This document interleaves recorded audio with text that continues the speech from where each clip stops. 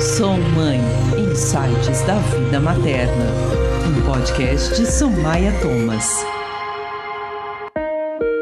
Olá, sejam todas e todos muito bem-vindos. Abraço da Vitrola, Projeto de Voz, tem muito orgulho em apresentar a vocês o 8º episódio de Sou Mãe Podcast Insights da Vida Materna por Somaia Thomas. O Sou Mãe, vocês já sabem, é aquele programa pensado e feito com muito carinho para vocês, profissionais que já são mães e, claro, as ainda não mamães. O conteúdo do Sou Mãe busca trazer suas histórias dentro ou fora das empresas, acolhendo, acompanhando e refletindo sobre elas. Sou Rosana Faber e estou, como sempre, feliz demais com a companhia da minha amiga empreendedora, mentora e coach de carreira, Somaia Thomas, que faz esse trabalho com as mães dentro e fora das empresas. A Su também é voluntária em projetos para o desenvolvimento e empoderamento de mulheres. Su, querida, tudo bem com você? Olha só, um passarinho me contou que você hoje trouxe uma convidada especialíssima para o nosso bate-papo.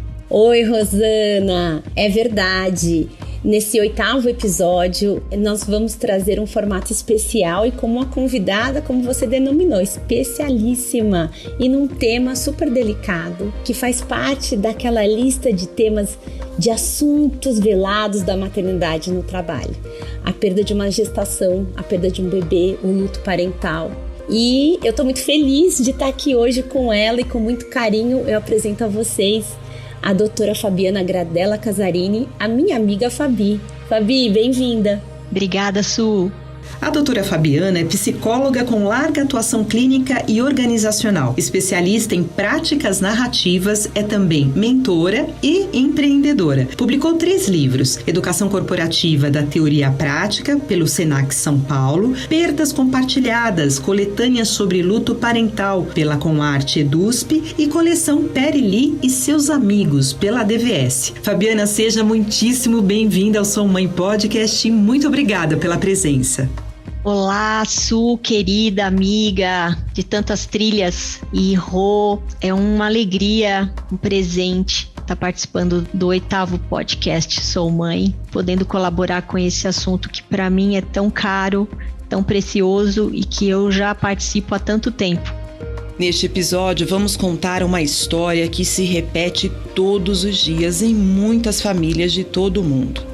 O luto parental decorrente de uma perda gestacional. Cerca de 23 milhões de gestações em todo o mundo terminam de forma espontânea a cada ano, ou seja, 15% do total, ou 44 a cada minuto, conforme dados da revista The Lancet, de abril de 2021. O enredo de nossa história de hoje é baseado em fatos, mas com nomes fictícios, para que se mantenha a confidencialidade das personagens envolvidas. Sou mãe. Joana acordou cedo naquela manhã cinza e fria, cheia de energia para as providências que tinha que tomar. Já estava chegando na 30ª semana de gestação e ainda não havia providenciado o carrinho para o seu bebê, que se chamaria Miguel. Encontrou com Marta, sua colega do banco, que iria dirigir até a loja. A barriga de Miguel já não permitia que Joana conduzisse seu carro. A hora do nascimento chegava com pressa, mas a futura mamãe tinha tudo sob controle, só faltava mesmo o carrinho. No banco em que trabalhava, Miguel era comemorado pelo chefe e amigos desde o início da gestação. Todos mimavam Joana, levavam o almoço para ela, davam carona e ficavam de olho naquela barriga que se mexia muitas vezes durante o dia, mostrando que Miguel seria um menino bem sapeca. Organizada, Joana havia iniciado há alguns meses, junto com a sua liderança e o RH, um planejamento de retorno ao trabalho, considerando inclusive os períodos de gestação e licença. Mas no dia seguinte, mais frio e mais cinzento, Joana não acordou nada disposta. Aquela energia de antes sumira e, pior, ela sentia uma séria dor abdominal. No consultório médico, ela recebeu a pior das notícias. Miguel não resistira a uma ruptura prematura da placenta e seu coraçãozinho parara de bater. As etapas seguintes a essa tragédia incluíam o parto, atestado de óbito e funeral, além de morar em uma casa sem o bebê tão esperado. Chegada a data da volta ao trabalho, Joana pediu para primeiramente conversar com a consultora de RH, que é auxiliar em todo o seu planejamento. Diana, disse baixo, não sei como voltar ao setor. Como vou falar com as pessoas que me mimaram tanto durante a gravidez sem o Miguel? Como vou olhar nos olhos delas e explicar essa ausência? Insights da vida materna. Sumaia, como uma situação dessa pode impactar a produtividade, o time, no retorno ao trabalho da Joana? Oi, Rô, é muito difícil, pode impactar muitíssimo esse retorno, né? Como é que vai ser essa volta ao trabalho. E por isso que eu convidei a Fabiana para estar aqui com a gente e trazer um pouco, até, Fabi, se você puder começar falando pra gente, conceituar o luto parental, as diferenças, porque eu sei, você já até me explicou em outras ocasiões, que tem um nome para quando a gente perde durante a gestação, quando a gente perde no parto, a gente perde depois.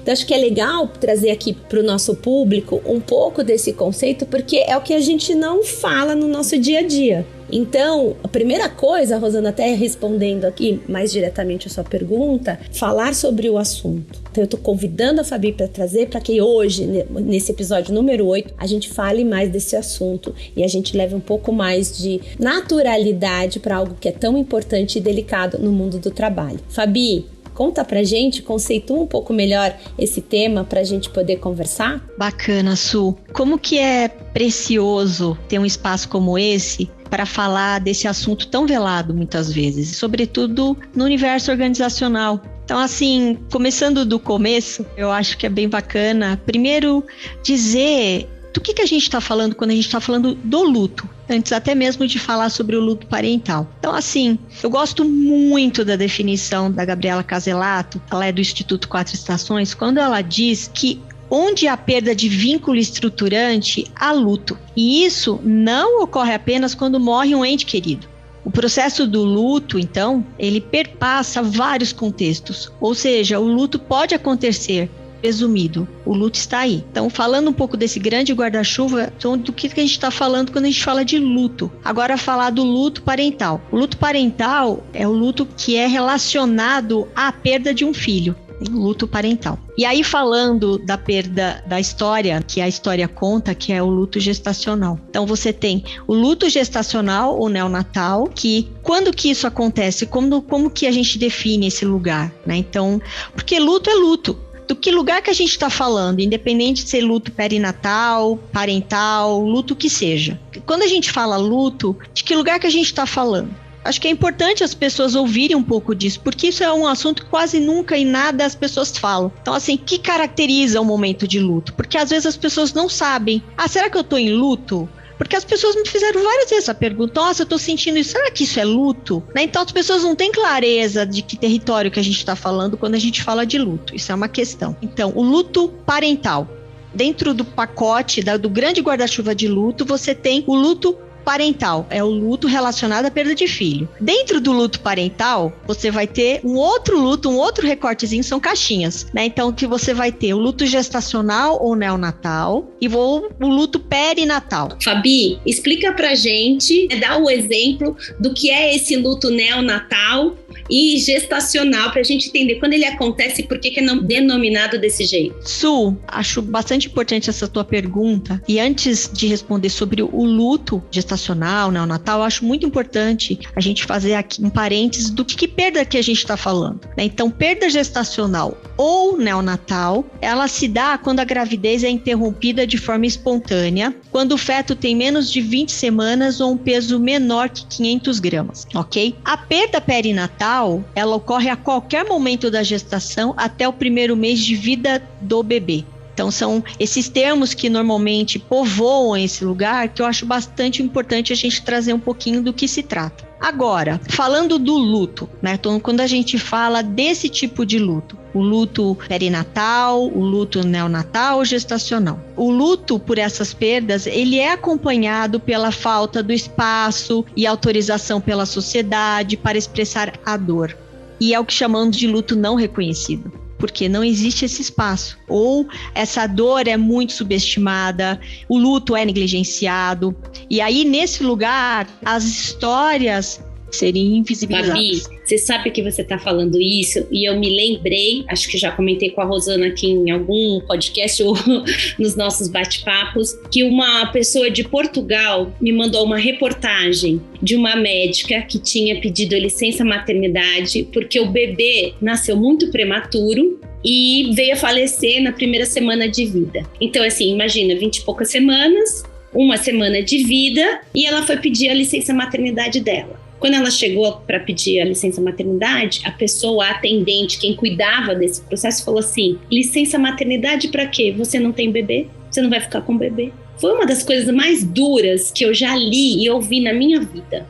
Dá até vergonha de publicar um negócio desse, mas ao mesmo tempo é isso que a gente está trazendo aqui. A gente tem que falar desse assunto e que é esse ponto que você traz aqui que eu queria continuar aprofundando, essa invisibilidade. Então, assim, se você não tem um neném, por que você precisa tirar a licença maternidade? Por conta desse luto, por conta desse respeito a uma vida que existiu. É por aí, Fabi? Acho que primeiro, eu acho que é um assunto que sim precisa ser dito e ser dito também nos espaços organizacionais, porque as pessoas desconhecem que existe por lei esse direito à licença maternidade e que as pessoas podem recorrer a isso. Então, essa falta de conhecimento do direito que você tem, né, faz com que você se sinta ainda mais negligenciado. Então, eu falo que assim, por isso que eu acho esse espaço que vocês estão oferecendo nesse podcast tão precioso. É porque me parece que é muito fácil negligenciar esta perda. É isso que me parece, porque não existe uma materialidade. Mulheres muito além de março. Eu quero trazer aqui uma questão que a Su já me perguntou sobre a questão das histórias invisibilizadas, porque eu acho assim, cabe falar um pouquinho mais delas, né? E eu vou trazer aqui um pouco de reflexão para o nosso ouvinte. Quais são os espaços que esses pais enlutados ou as oportunidades que eles têm para contar a história desse filho que não chegou a nascer, por exemplo, no caso de uma perda gestacional. Ou se nasceu, viveu muito pouco tempo. Às vezes a vida se deu por um breve período e foi vivido, por exemplo, numa UTI. Esse filho teve como relacionamento apenas seus pais. Como que você, de fato, amplia isso para que as pessoas também reconheçam como histórias que vão estar dentro dessa constelação, dessa comunidade que esses pais participam? Eu vou trazer aqui um trecho de um desenho que eu acho muito significativo, que é o do Rei Leão, para ilustrar um pouco o quanto que a invisibilidade ela se dá. Uma vez que as nossas histórias a gente constrói com a comunidade, a gente constrói com as pessoas, a gente não constrói história sozinho. Lembram daquela cena que o conselheiro do Rei Leão, ele estava segurando o Simba. Simba tinha acabado de nascer. Então tinha uma pedra e toda a comunidade estava lá aguardando a chegada e essa apresentação do Rei Leão. A partir daquele momento, teria o corpo, ele estava apresentando literalmente o corpo do Simba. E ele estava apresentando a partir daí a possibilidade de um corpo de histórias acontecer. E aí, num caso de uma perda gestacional, não existiu essa pedra. Num caso de uma UTI, não existiu essa pedra para a comunidade. Porque é um lugar restrito, é um lugar que está destinado à mãe e o pai. E eles não têm como compartilhar esse bebê que está ali, sabe lá por quanto tempo, nessa UTI. Então eu quero dizer que existe sim uma grande possibilidade de toda essa história ser invisibilizada facilmente, porque não houve a possibilidade dessa comunidade que esses pais participam de estar junto. As histórias não aconteceram junto com essa comunidade. Só para ilustrar um pouquinho do que a gente está falando sobre histórias invisíveis. Insights da vida materna. Sumaia, aí falando então do retorno da Joana à empresa, do retorno dessas mães à empresa, existe um certo tabu a respeito disso. Por que ninguém fala sobre esse assunto na volta dessa mãe que teve essa perda? É um rótulo? O que é exatamente? Então, nossa, eu acho excelente essa sua pergunta, porque... E acho que esse é o tema central do podcast de hoje. Nós no entorno, nós que não perdemos esse bebê ou não estamos vivendo o luto ou não tivemos essa experiência em nenhum momento da vida, porque pode ter acontecido com outras pessoas, nós no entorno, de maneira geral, gestora, outro colega, enfim, quem tá lá no dia a dia, não sabe falar sobre isso. A gente não sabe abordar isso. Como é que a gente fala? Eu já me lembro de vários cafés que eu tomei com a Fabi, e aí eu falei assim, eu não falei pra não ficar chato. Não falei porque é tão difícil. É por conta do seu eu. Não é por conta daquela mãe que perdeu, daquele pai que perdeu. É por sua conta. A dificuldade é sua. Porque talvez, muito provavelmente, e a Sheryl Sandberg no livro do Plano B, que é onde ela conta a perda do marido dela, como foi bom depois que as pessoas começaram a endereçar o assunto. Porque as pessoas passavam na porta da casa dela, né, aqueles condomínios americanos, olhava tipo assim, falo com você ou não falo com você? Deixava uma coisa na porta, mas não falava com ela. Porque todo mundo tem medo de falar do assunto.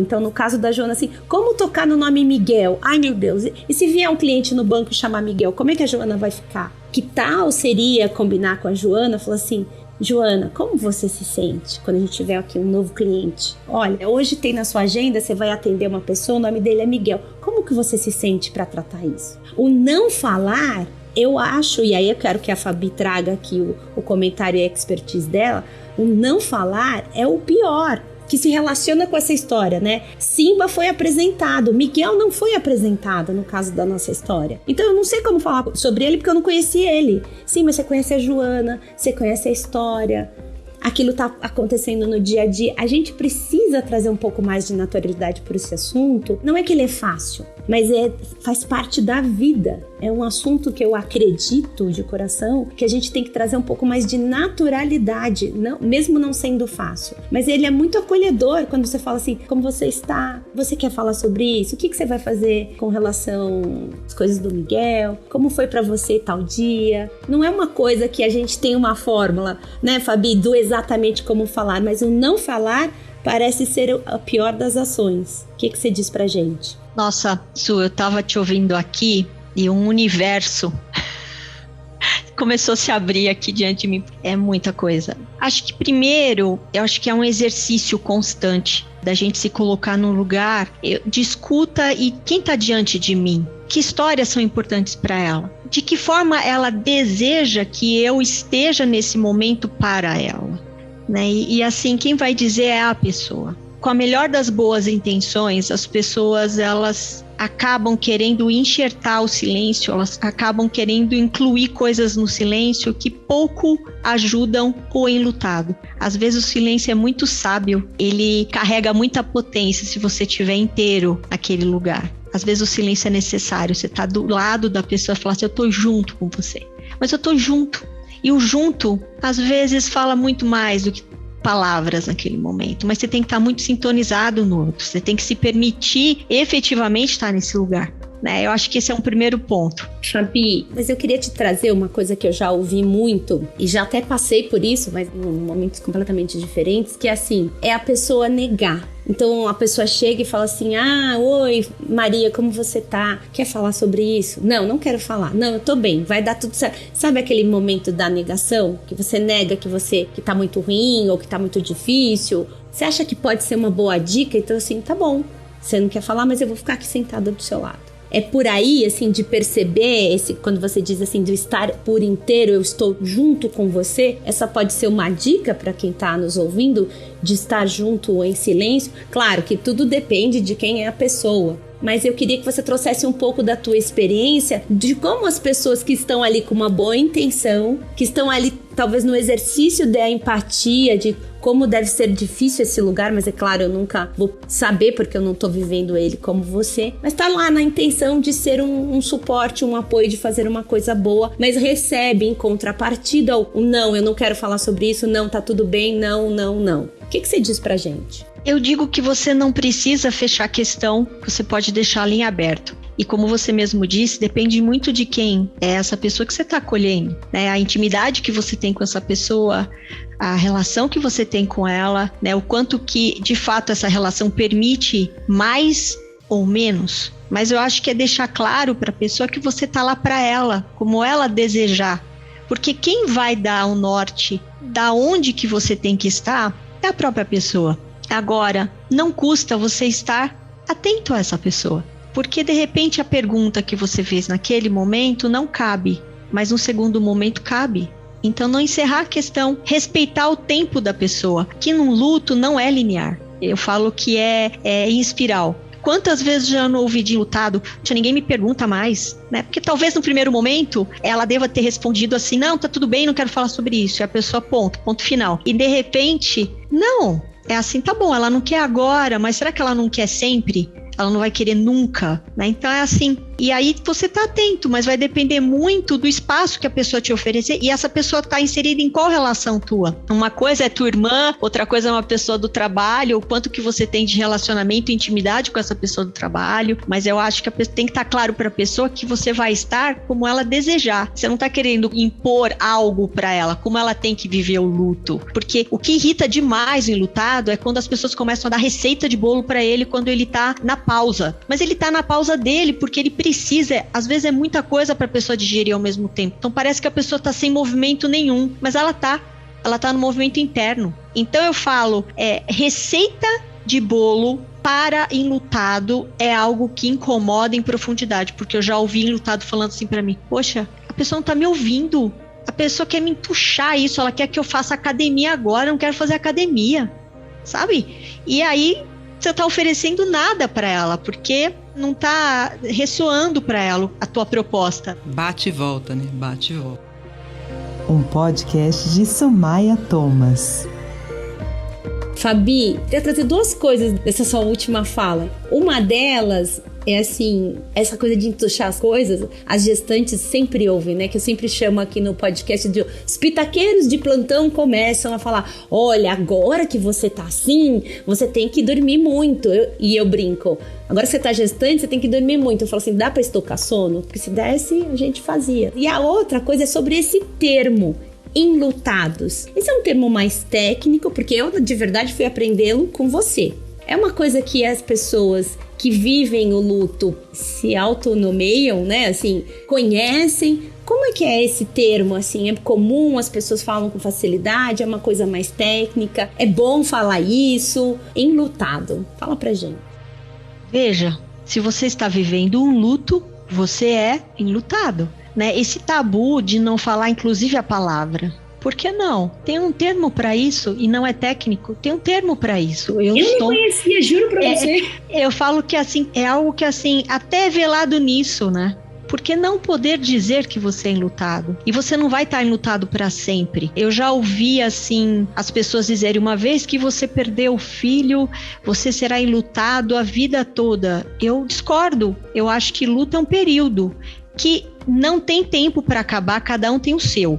Luto é singular, particular, cada um vive do seu jeito. Então, assim, é para sempre? Não, porque você, de alguma forma, ao longo da tua vida, você vai organizar esse vínculo que foi rompido. Esse momento do processo disruptivo que o luto te oferece é um momento. Eu não estou dando tempo para ele, mas é um momento que você está se organizando a partir dessa experiência ou desta vivência que é singular na tua vida e que teve implicações e que te ofereceu sair de lugares e considerar, por exemplo, no caso da perda de alguém importante, que você não vai ter mais essa pessoa fisicamente com você. Queria só fazer um parênteses, Su, já que você está trazendo essa questão, que é assim, que eu acho que também é muito importante. Perda e luto. Acho que são dois lugares. Você pode perder e não necessariamente viver um luto. Então você pode ter a perda com o luto e você pode às vezes só ter a perda. Fabiana, todo mundo que perde um filho na gestação vive esse luto? Então, Rô, eu perguntaria, e trazendo a definição da Gabriela Caselato, nesse caso, houve uma perda de vínculo estruturante para esses pais? Outra pergunta, o que representava a gestação para eles? O que representava esse feto para eles? Nem todos consideram que perderam um filho, dependendo do tempo da gestação.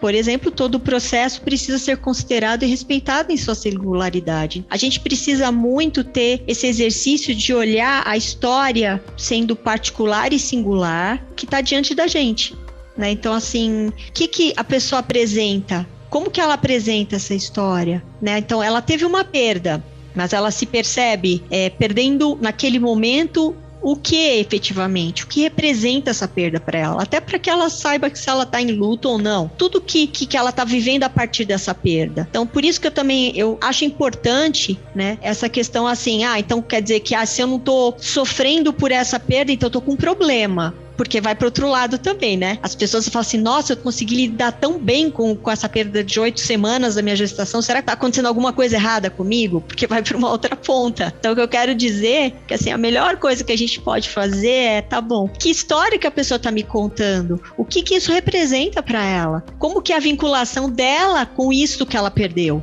Com esse feto, com esse bebê, com esse filho, ou como ela deseja chamar? Porque é ele que é expert na sua própria história. Eu acho que tá aí que tá a grande questão. Você tá aqui para colaborar como esta pessoa está desejando a sua presença.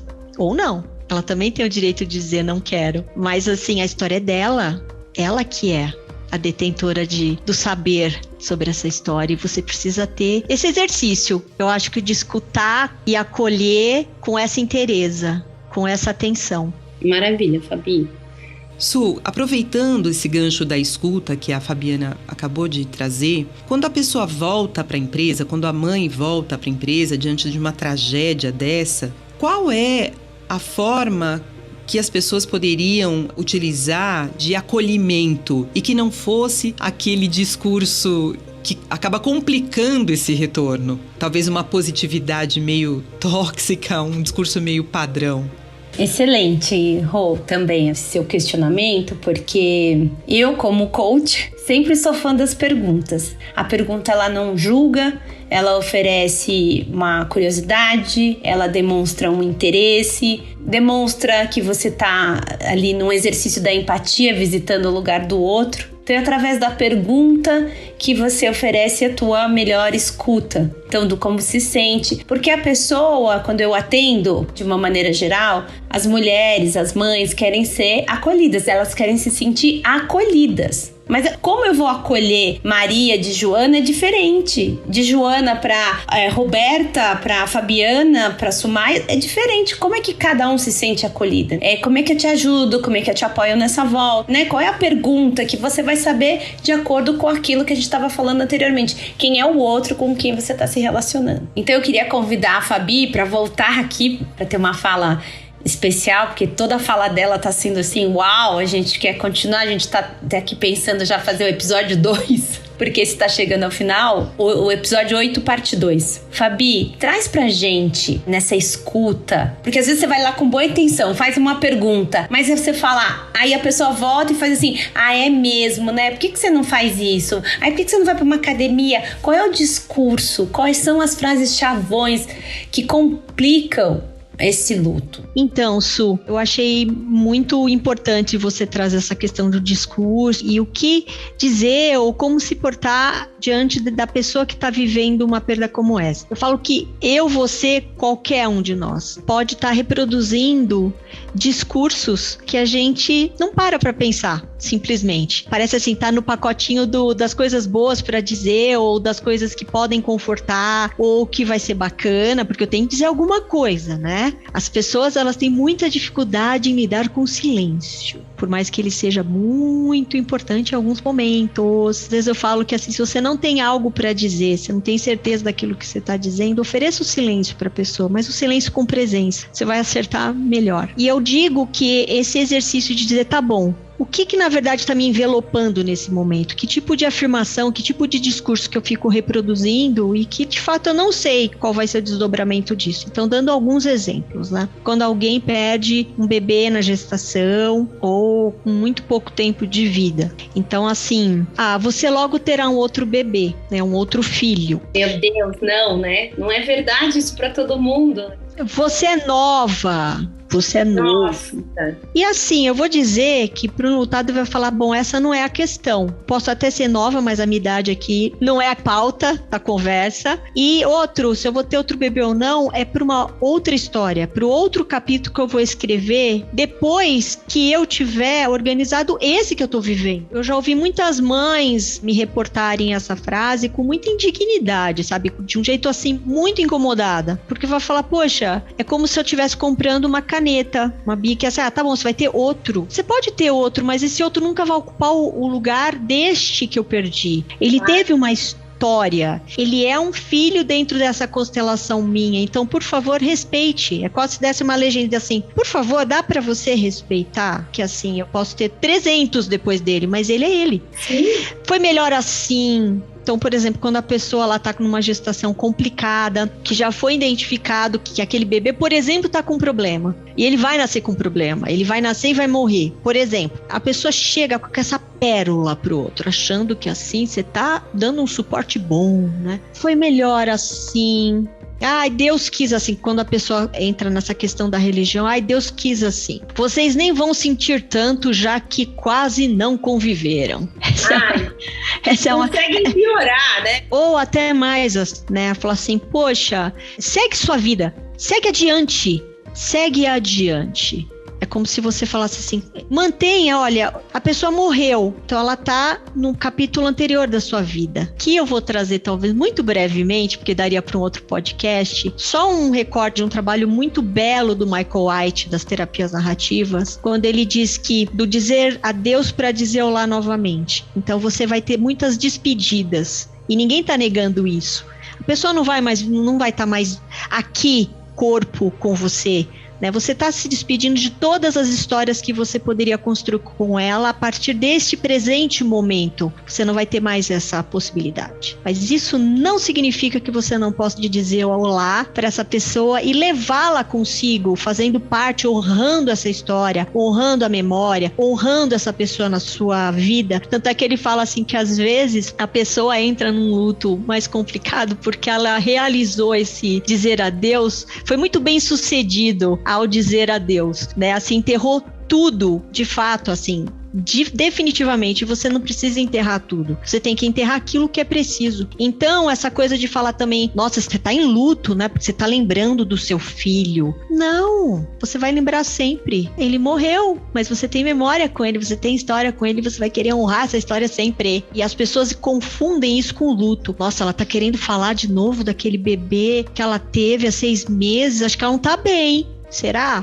Né? Ou ela tá dizendo, oiê, não esqueçam que o meu filho tem lugar aqui nesse mundo, né? A memória dele pode ser honrada. E as pessoas colocam como luto. Então, às vezes, dizer, só para concluir com uma que eu acho que é assim, eu não vou falar sobre o bebê que ela perdeu, porque, eu tenho medo de deixá-la triste, vou retraumatizá-la. Muito pelo contrário, quando você dá espaço e lembra que ela teve esse bebê, ela não precisa fazer ela sozinha. Ela sente que ela tem pessoas para compartilhar essa história, que ela não tá sozinha nessa. Então ela não vira a única guardiã dessa história. Então só trouxe alguns discursinhos que a gente pode falar sem perceber, e eles não são acalentadores, eles não colaboram, eles não dizem de fato o que, eles não marcam presença da forma como eles deveriam. Você não tá ajudando enlutado falando nenhuma dessas. É isso.